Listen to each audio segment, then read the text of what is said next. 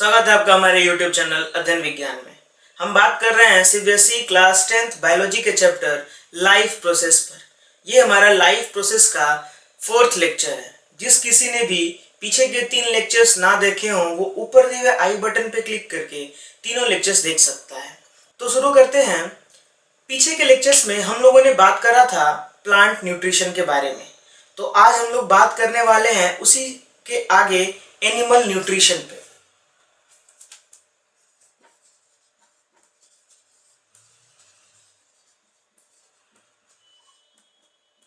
Animal nutrition.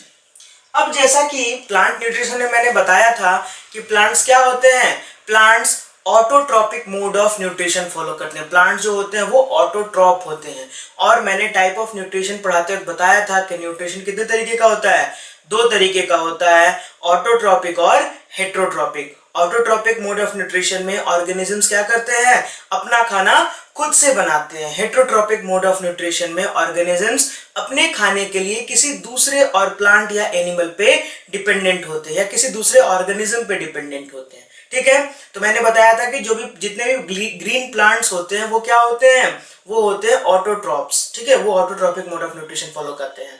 वहीं heterotrophic के बारे में मैंने बताया था कि एनिमल्स जो होते हैं वो क्या होते हैं, वो हेट्रोट्रॉपिक होते हैं। तो एनिमल्स क्या, एनिमल न्यूट्रिशन में सबसे पहले हम लोग बात करेंगे क्या, हेट्रोट्रॉपिक मोड ऑफ न्यूट्रिशन पे।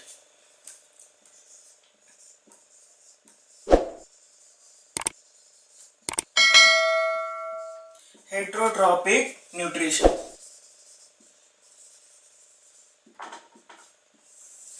अब ये जो हेट्रोट्रॉपिक न्यूट्रिशन होता है ये 3 तरीके का होता है। हेट्रोट्रॉपिक मोड ऑफ न्यूट्रिशन 3 तरीके का होता है। कौन कौन?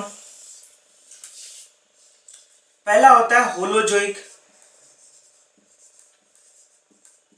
दूसरा होता है सैप्रोफाइटिक,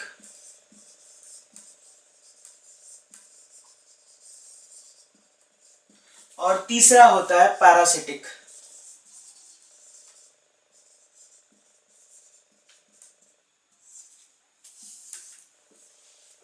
ठीक है, तो अब होलोजोइक में क्या क्या कौन सा ऑर्गेनिज्म, जैसे ह्यूमंस, एग्जाम्पल इसका हो गया humans.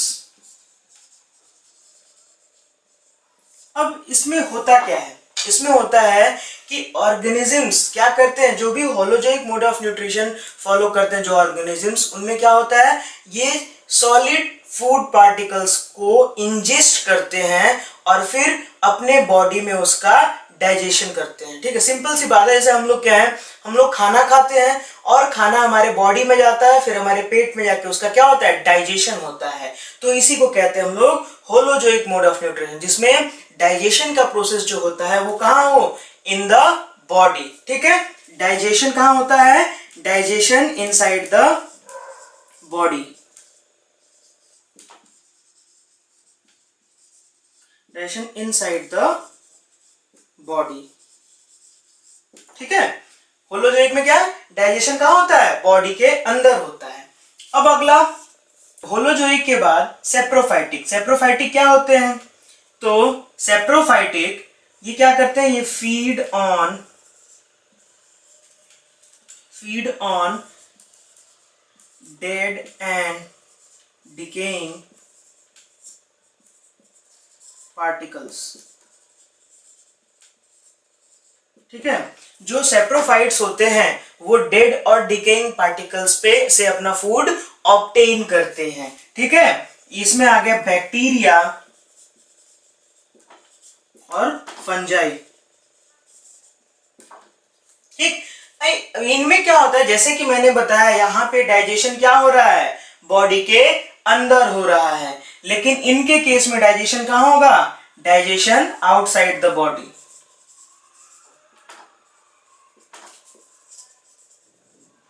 Digestion outside the body.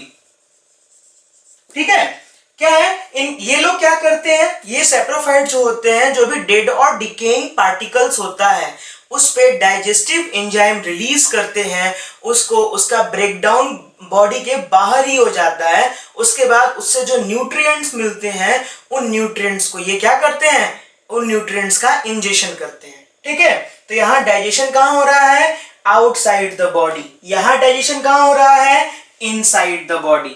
ठीक है, समझ में आ गया। उसके बाद थर्ड नंबर है पैरासिटिक। पैरासिटिक क्या होते हैं, ये किसी लिविंग ऑर्गेनिज्म के बॉडी पे ग्रो करते हैं और उससे फूड ऑब्टेन करते हैं। ठीक है, grow on body of any living organism and obtain food from them. ठीक है, ये क्या होते हैं, पैरासाइट्स क्या होते हैं, ये किसी दूसरे लिविंग ऑर्गेनिज्म के बॉडी पे ग्रो करते हैं और उस लिविंग ऑर्गेनिज्म के बॉडी से क्या करते हैं, फूड ऑब्टेन करते हैं। समझ में आ गया। एग्जांपल टेपवॉर्म, समझ में आ गया। तो हेटेरोट्रॉपिक मोड ऑफ न्यूट्रिशन क्या है, तीन तरीके का, कौन कौन, होलोजोइक, सैप्रोफाइटिक, पैरासिटिक। होलोजोइक में क्या होता है, होलोजोइक में पहले फूड का इंजेशन होता है, उसके बाद बॉडी के अंदर डाइजेशन होता है। सैप्रोफाइटिक में क्या, जो डेड और डिकेइंग पार्टिकल्स होते हैं उन पे डाइजेस्टिव एंजाइम छोड़ के उसका डाइजेशन बॉडी के बाहर ही कर लिया जाता है, उसके बाद उसको वहां से न्यूट्रिएंट्स को ऑब्टेन किया जाता है। पैरासिटिक में ये किसी दूसरे लिविंग ऑर्गेनिज्म के बॉडी पे ग्रो करते हैं और उस लिविंग ऑर्गेनिज्म से क्या करते हैं, फूड को ऑब्टेन करते हैं। ठीक है, हो गया। इसके बाद हम लोगों को एनसीईआरटी बुक में एक अमीबा के बारे में पढ़ना है।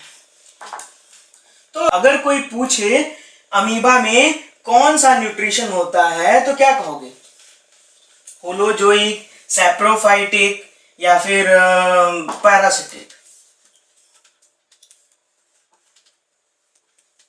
अगला है न्यूट्रिशन इन अमीबा।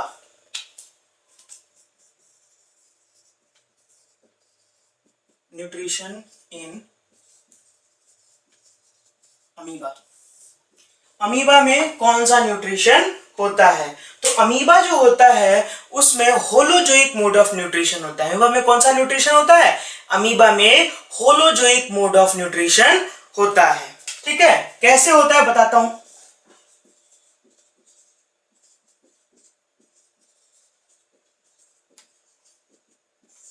अमीबा में होलोजोइक न्यूट्रिशन होता है, कैसे होता है, देखो ये अमीबा है,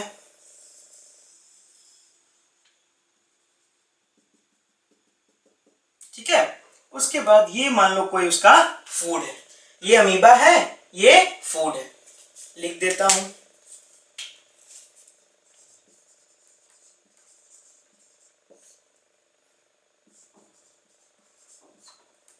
ठीक है, ये अमीबा है, ये कोई फूड पार्टिकल है। ठीक है, अब जैसे ही अमीबा को कोई फूड पार्टिकल उसके आसपास दिखता है तो अमीबा क्या करता है, उस फूड पार्टिकल के तरफ उस फूड पार्टिकल को अपने अंदर लेता है। ठीक है, तो अगले प्रोसेस में क्या होता है, अगले प्रोसेस में क्या होता है कि इसके सेल मेम्ब्रेन से, अगले प्रोसेस में क्या होगा कि इसका जो सेल मेम्ब्रेन है वो सीडोपोडिया का फॉर्मेशन करेगा।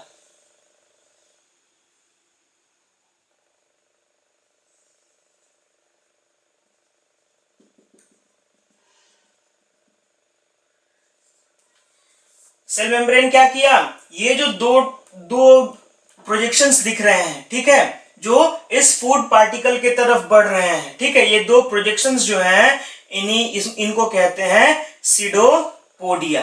क्या कहते हैं, सीडोपोडिया।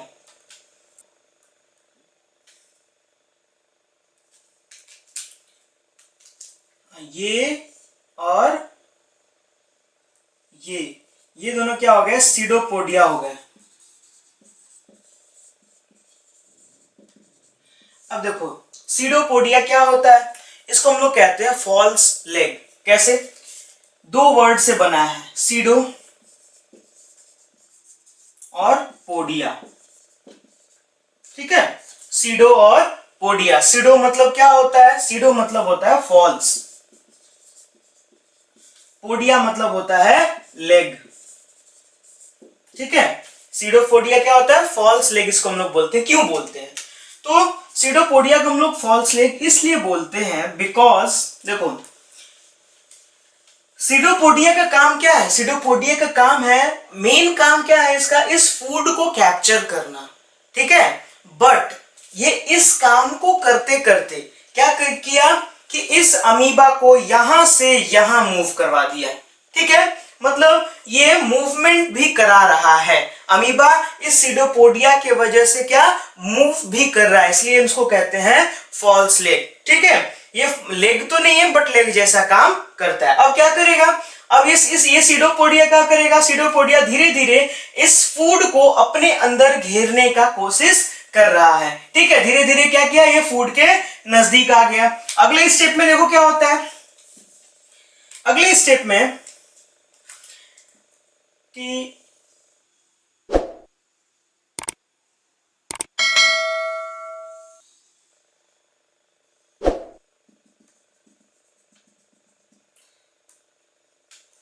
अगले स्टेप में क्या हुआ कि सीडोपोडिया क्या किया, इस फूड को अपने अंदर इनगल्फ लगभग लगभग कर लिया, ठीक है।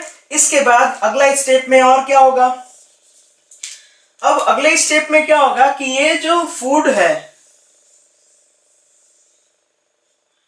ये इस अमीबा के फूड वैक्यूल में चला जाएगा, ठीक है।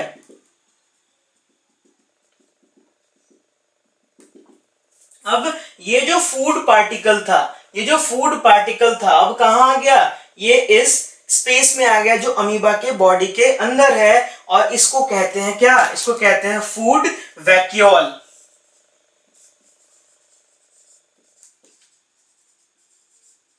ठीक है। इसको हम कहते हैं फूड वैक्यूल। इस फूड वैक्यूल पे अब अमीबा क्या करता है, इस फूड वैक्यूल पे अमीबा डाइजेस्टिव एंजाइम रिलीज करता है, ठीक है।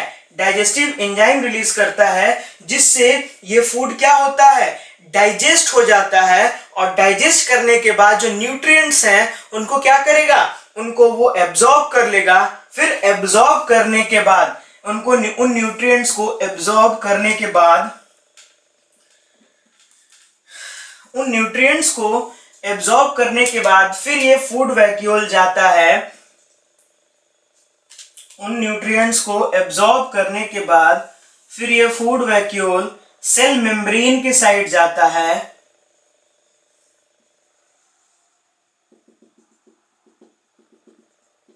ये सेल मेम्ब्रेन के पास आ गया, और सेल मेम्ब्रेन के पास आके अगले स्टेप में क्या होगा कि ये बर्स्ट कर जाएगा। अगले स्टेप में क्या होगा कि ये बर्स्ट कर जाएगा,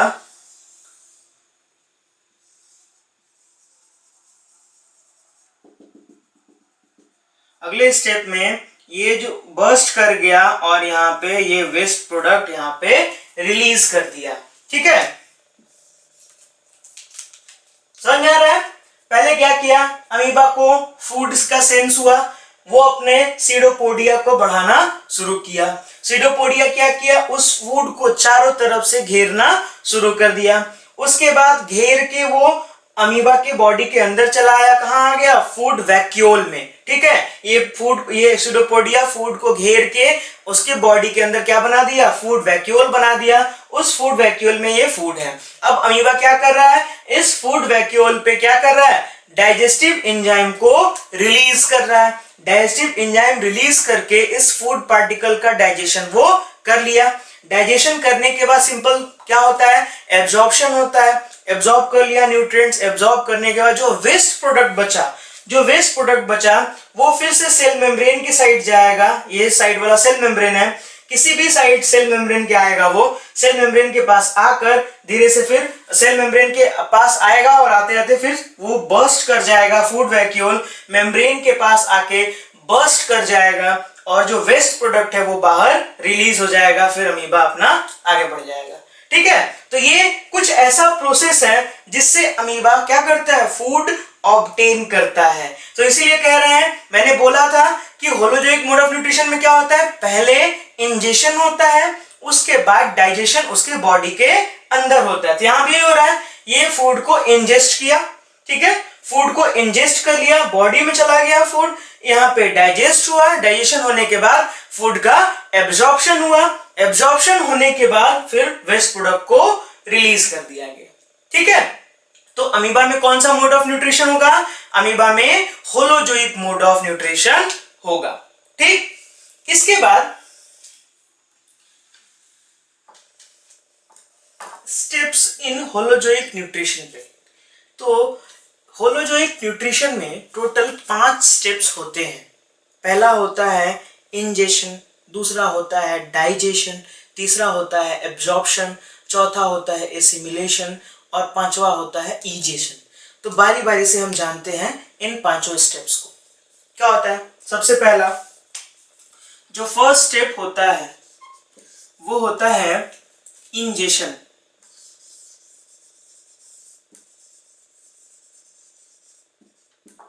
इंजेशन, अब ये इंजेशन क्या होता है? डेफिनेशन देखते हैं पहले। इंजेशन होता है द प्रोसेस ऑफ टेकिंग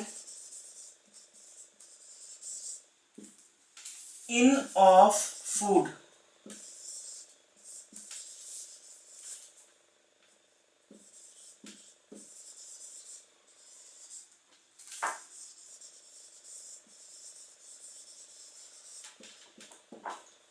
तो पहला स्टेप इंजेशन क्या होता है?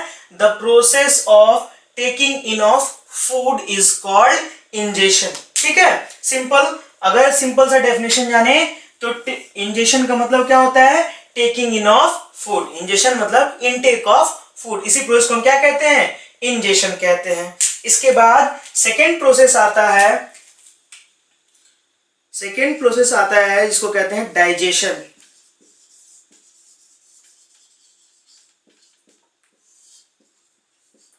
डाइजेशन क्या होता है? डाइजेशन, डाइजेशन होता है, डेफिनेशन देखते हैं पहले।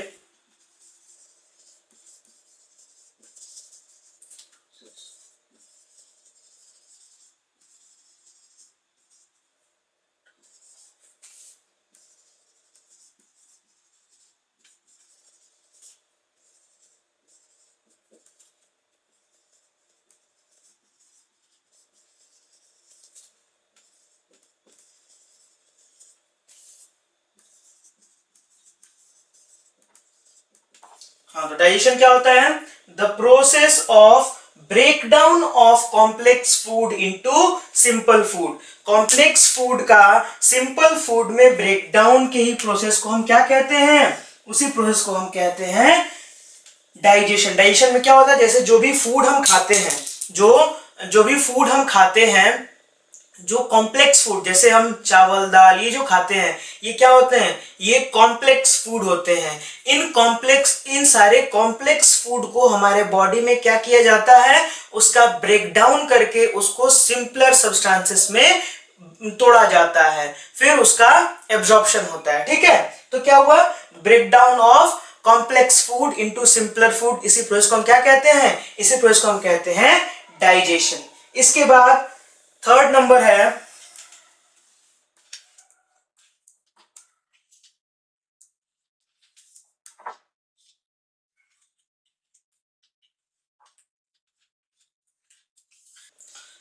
तो थर्ड नंबर क्या होता है? थर्ड नंबर होता है absorption.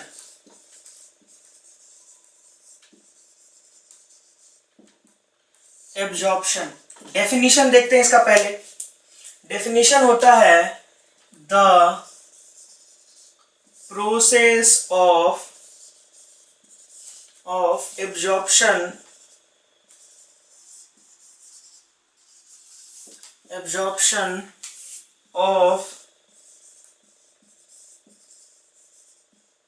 of digested food is called absorption।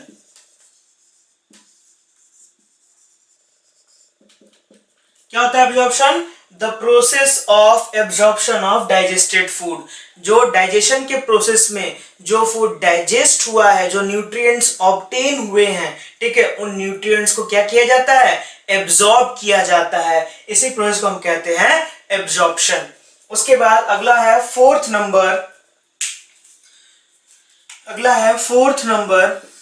Number में होता है एसिमिलेशन।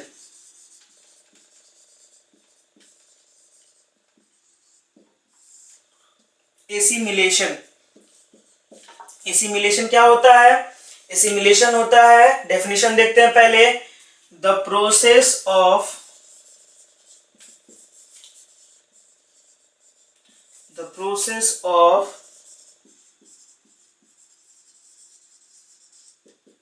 utilization of digested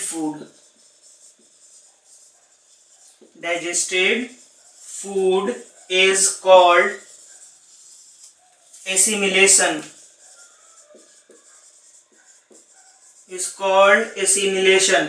ऐसा प्रोसेस जिसमें डाइजेस्टेड फूड को क्या किया जाता है, जिसमें डाइजेस्टेड फूड का एब्जॉर्प्शन होने के बाद उसको पूरे बॉडी तक पहुंचाया जाता है, बॉडी के एक एक पार्ट तक पहुंचाया जाता है। इसी प्रोसेस को हम कहते हैं एसिमिलेशन।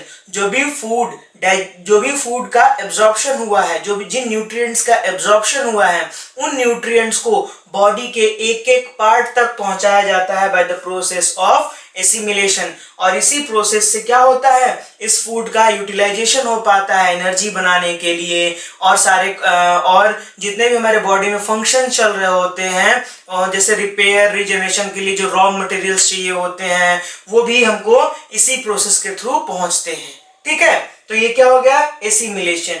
इसके बाद लास्ट जो आता है, जो फिफ्थ नंबर है, वो होता है ईजेशन। जिनको डेफिनेशन लिखना हो, वीडियो पॉज करके डेफिनेशन लिख सकते हैं। लास्ट है फिफ्थ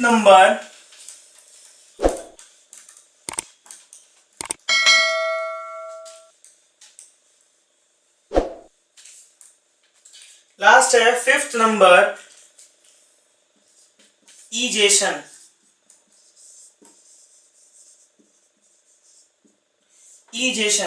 ईजेशन क्या होता है? The process of removal of undigested food is called ईजेशन। तो ईजेशन क्या होता है? ऐसा प्रोसेस जिसमें अनडाइजेस्टेड फूड को बॉडी से बाहर निकाल दिया जाए। जैसे जब हमारे बॉडी में फूड का डाइजेशन हुआ, तो उससे जो न्यूट्रिएंट्स लेने थे बॉडी ने लिए, अब कुछ तो ऐसा बचा होगा जिसका बॉडी को जरूरत नहीं है, तो वो जो अनडाइजेस्टेड फूड है वो हमारे बॉडी से बाहर निकाल दिया जाता है और इसी प्रोसेस को हम क्या कहते हैं? इसी प्रोसेस को हम कहते हैं ईजेशन।